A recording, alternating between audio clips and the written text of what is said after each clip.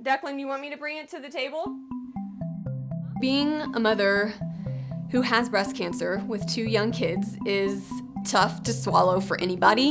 One of the hardest parts was talking to my 4-year-old about it, because in the beginning, I told Chris I didn't want to use the word cancer around him. They don't really know what that word means. My parents had passed away from cancer, which they knew, like we have pictures of them. So I didn't want him to associate, oh, well, mommy has cancer, she's gonna die like grandma and grandpa.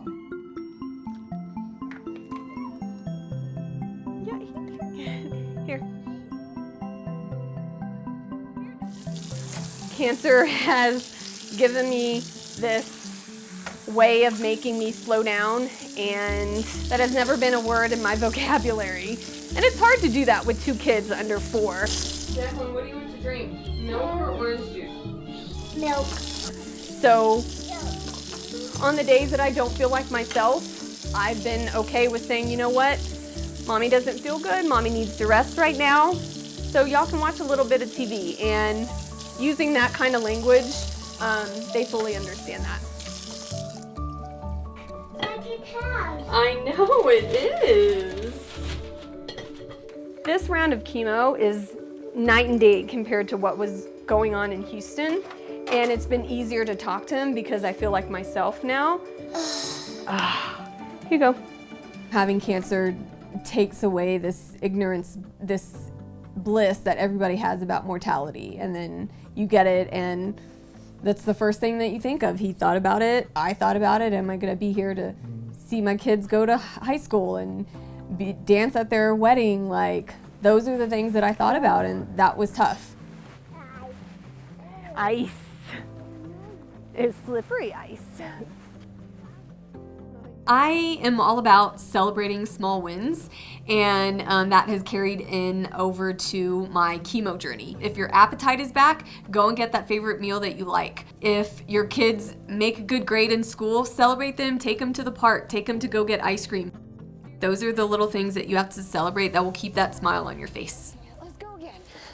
You go before me, Mommy. Go before you? Okay. You tell me when to go. Step.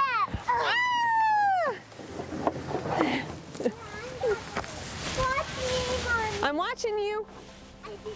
I See, I never know what I will get with them. Every day is really just different.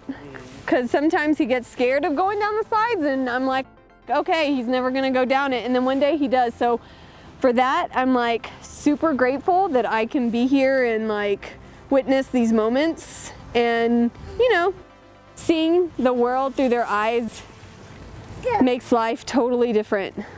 That was awesome. I think my older one, my 4-year-old, understands what's happening, and you know, that his mom has cancer. You know, we're using language that I know is appropriate for a 4-year-old. So we say, you know, mommy's just sick right now.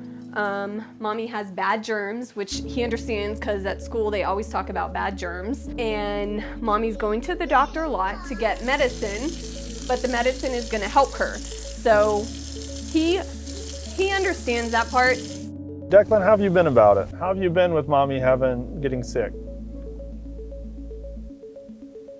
We never really used the word cancer around him at first. We just said mommy is sick, mommy doesn't feel good.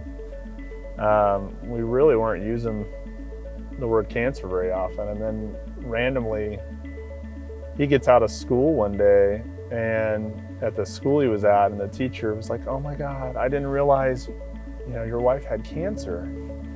And I was like, wait, what? Like, where did you hear that? I sat Declan down, who was almost 4 at the time, and I said, did you tell your teachers something? And he goes, yeah. I said, mommy has cancer. And I said, well, where did you hear that word? Because I knew we hadn't said that word to him. And he said, well, you and Daddy say it a lot to each other. And so here, Chris and I were very cognizant of not saying the word around him, but he still picked it up. They're more astute than you think. They're always being silly, and you don't think they're paying attention, but they are. They notice everything. Little sponges. Isn't that right, Declan?